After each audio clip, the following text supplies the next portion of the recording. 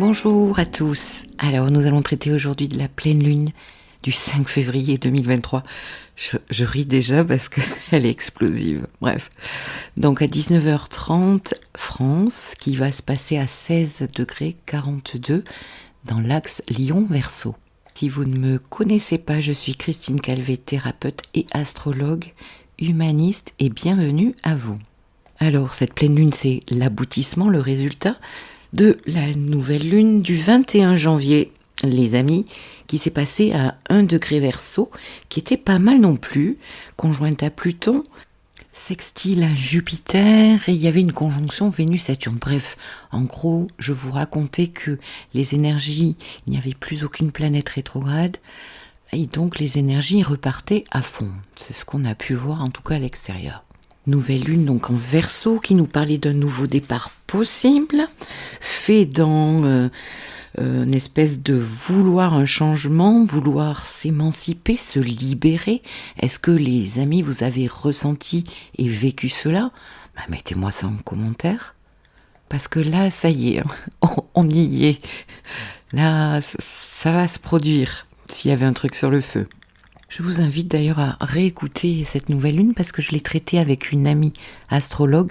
Donc, écoutez, 2 voix valent mieux qu'une. Alors, concernant cette pleine lune, nous sommes toujours dans les notions de collectif, du vivre ensemble, n'est-ce pas ?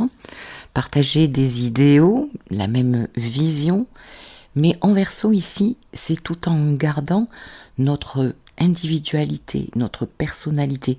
Il n'est pas ici question de se fondre comme avec Neptune ou le Poisson.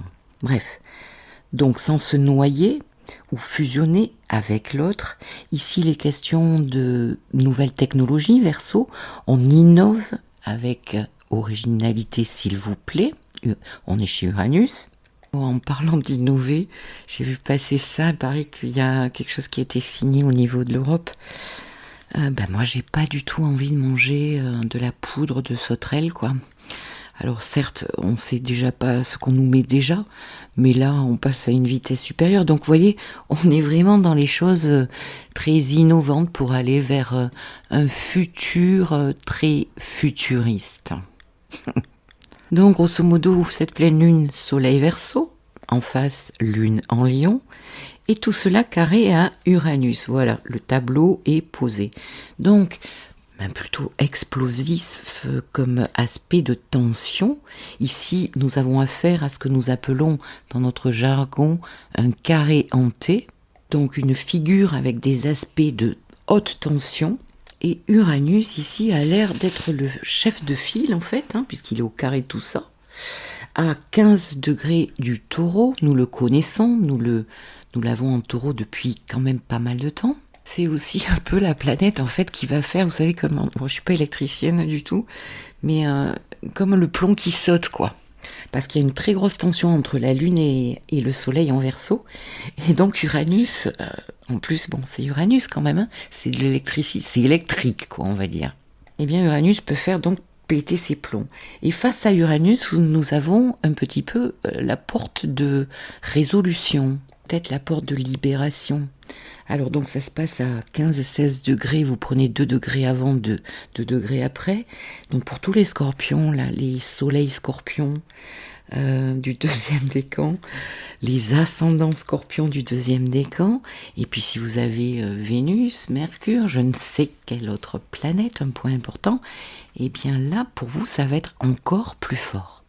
J'ai beaucoup de scorpions en ce moment, j'ai beaucoup de lions aussi en séance, et d'ailleurs je vous invite à visiter mon site si vous avez une problématique actuelle, surtout que là c'est quand même pas mal marqué. Vous avez plusieurs séances, allez sur christinecalvé.com et vous trouverez, il y a une séance à 45 € qui est vraiment pas très chère et qui peut vous aider, c'est la question, qui peut vous aider, je peux vous aider à faire un petit peu de lumière. Et ce sera avec grand plaisir.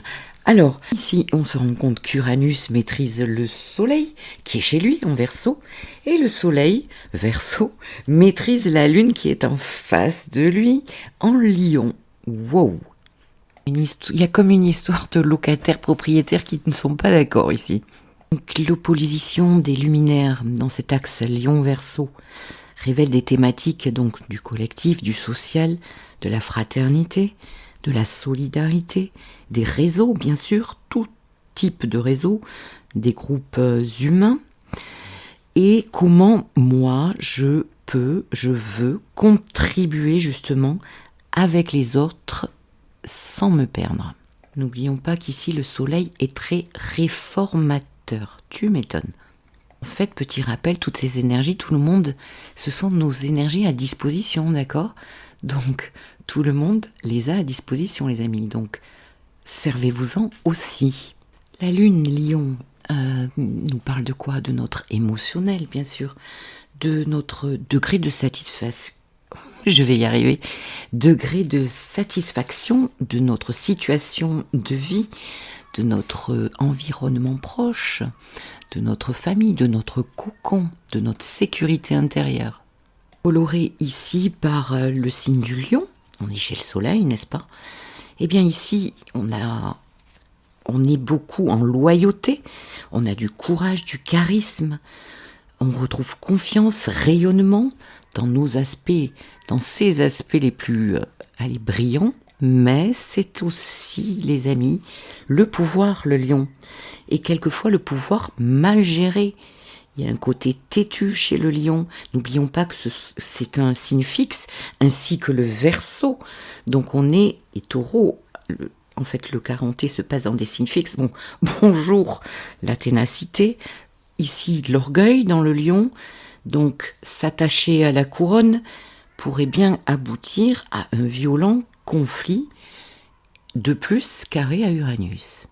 Cet axe nous propose donc une espèce de crise, parce que dans l'opposition, en fait, il y a une dualité, il y a comme un choix, en fait, c'est comme une balançoire, un choix entre l'un et l'autre, mais en fait, ça ne se passe pas exactement comme ça. Il va falloir apprendre à harmoniser, justement, et là où ça se passe dans votre thème, les amis, cette pleine lune est hyper importante. J'essayerai de traiter à la fin pour tous les signes avec le carré en T. Mais là, c'est une crise donc plutôt très passionnée, empreinte d'une volonté très forte, nouvelle et créatrice, très créative.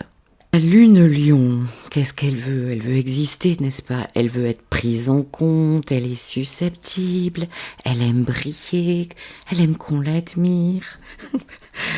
Bon, je me moque pas parce que j'ai un ascendant lion. Elle est prête aussi quand même à tout. Elle est très, elle donne beaucoup, généreuse. Ici, le cœur bat donc de son plein. Et en parlant de cœur d'ailleurs, c'est l'axe du système cardiovasculaire et de la tension artérielle. Donc, ménagez votre petit cœur. Alors, donc, oui, les amis, retravaille sur l'estime de soi. Oui, ne pas dépendre du regard de l'autre autant soit peu. Ici, donc, le besoin de reconnaissance est hyper marqué. Le besoin d'amour, le besoin d'attention. Peut-être que pour certains, il y aura une petite leçon de vie, entre guillemets, de retrouver un peu l'humilité qui peut manquer au signe du lion. Tout est une question de dosage. Donc, trouver sa place, vivre sa vie, analogie maison 5, le lion, donc vivre sa vraie vie et puis oser se mettre en avant aussi. Et pour d'autres, ça va être en se détachant, le Verseau en face, c'est carré à Uranus, ça va être en nous détachant, en nous libérant de liens de cœur, de liens relationnels, familiaux, pourquoi pas. Nous pourrions aussi retrouver quelques affaires avec quelques histoires non réglées avec notre enfant intérieur en lion, celui donc qui a manqué de reconnaissance, d'amour, Du coup, si certaines blessures, l'abandon, le rejet, l'humiliation en lion, d'ailleurs, ça me fait penser à la lune noire, qui nous fait beaucoup travailler. Alors, elle est rentrée en lion il y a peu. On en a pour 9 mois, le temps d'une gestation, les amis.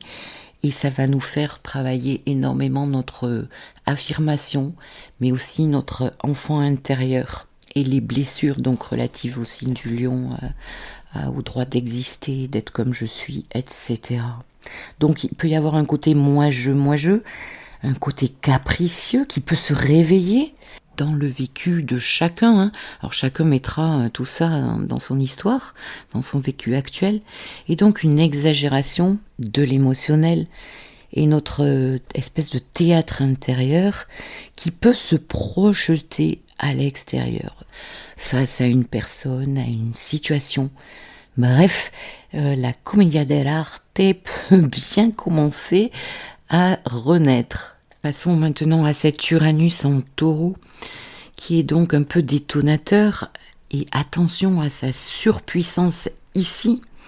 Pour notre système nerveux, bonjour, beaucoup de stress. Ça peut amener pas mal de chaos, on va pas se mentir. Au niveau du corps, ça peut amener aussi un peu de spasmophilie, des angoisses. Donc il y a un équilibre difficile à trouver autour de cette pleine lune et jusqu'à la prochaine nouvelle lune. Ici donc brusquerie, désaccord, rébellion, mais aussi libération, les amis, n'oubliez pas. Bon, ça va être un peu tendu. Le string va être un peu tendu, les amis, hein. Alors je vous conseille de retrouver tous les outils qui vous font du bien, bien sûr, pour gérer votre stress. Méditation, massage, occupez-vous de vous, faites-vous toucher, c'est très important de passer par le corps, ça fait un bien fou. Et si vous avez besoin, retournez voir un thérapeute.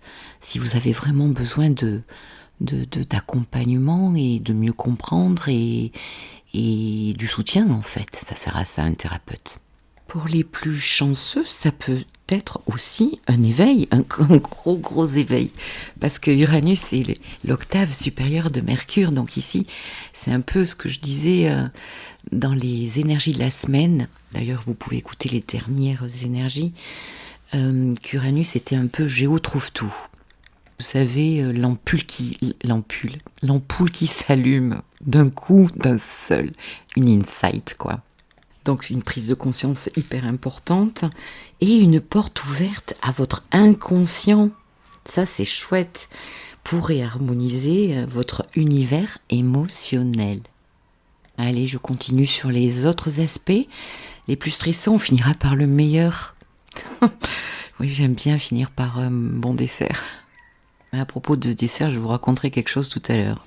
Donc Vénus carré à Mars. Bon, ça pulse, nos désirs, nos affects, notre relationnel, nos sous, nos comptes bancaires, et puis nos actions, nos désirs, bref. Impulse, désir, un peu en désaccord avec notre relationnel, avec notre argent.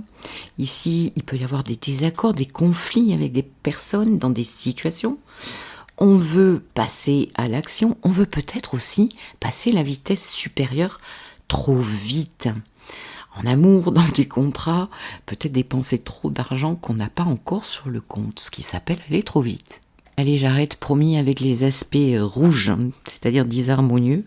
Bon, nous passons sur une conjonction Mercure-Pluton, qui est 23 degrés, 29 degrés. Ici, il est question de quoi ? Je crois qu'ici, il peut y avoir un passé qui ressort, qui ressurgit, peut-être même des secrets et voire des révélations. Alors au niveau social, on peut avoir des vieux dossiers qui vont ressurgir. On peut très bien entendre ça, ce doux son à nos oreilles. Bon, c'est Mercure qui maîtrise Mars, qui n'est pas en forme au carré de Vénus. Donc ici, la jeunesse pourrait bien s'énerver. Le Gémeaux concerne la jeunesse, n'est-ce pas, les enfants, peut-être des problématiques aussi dans nos vies privées avec des ados, des enfants. En tout cas ici avec Pluton, il peut y avoir aussi une forte régénération, Pluton, de notre mental et de nos comportements. Pluton nous donne un accès très direct à notre conscient, notre mental, à nos neurones et à notre inconscient aussi, bien sûr, il va chercher loin. Donc on pourrait beaucoup mieux comprendre une situation ou beaucoup mieux se comprendre. Comprendre, c'est prendre avec soi, c'est faire sien aussi. C'est là que je reviens à mon histoire de dessert, ça me parle complètement parce que depuis, moi j'y suis déjà en fait. Depuis quelques jours, je dois transformer des comportements. Alors, nous allons finir par ce soleil. Allez, les bons aspects, les amis. Soleil, trigone, Mars. Bon, ici une belle porte de sortie de ce carré hanté par le soleil avec Mars. Donc on a quand même une très belle énergie. Bon, je vous cache pas qu'avec Uranus au carré, on est en mode un peu énervé, excité. Déjà, à ce propos, je sais pas vous, mais mettez-le moi en commentaire. J'ai beaucoup d'insomnie, moi. Ouh là là, j'ai un mental en ébullition. Est-ce que vous arrivez à dormir, les amis? Parce qu'autour de moi, il y a beaucoup d'insomnie quand même. Donc, grosso modo, maintenant, on sait ce qu'on veut. Ici, c'est très masculin, les énergies, c'est très yang. Donc, action, réaction. On retrouve notre pouvoir d'action. Une énergie vitale, ici, le soleil, avec le moteur de nos actions. C'est un peu comme une voiture, là. On a fait le plein d'essence et on peut appuyer sur le champignon. Attention de ne pas appuyer trop vite avec ce Vénus carré Mars. Et puis, un dernier petit aspect, pas des moindres, je parle ici de Mars sextile à Jupiter, très joli. Alors, ce n'est pas un aspect exact, par contre, je suis allée chercher un petit peu l'aspect exact, il a eu lieu le 1er septembre 2022.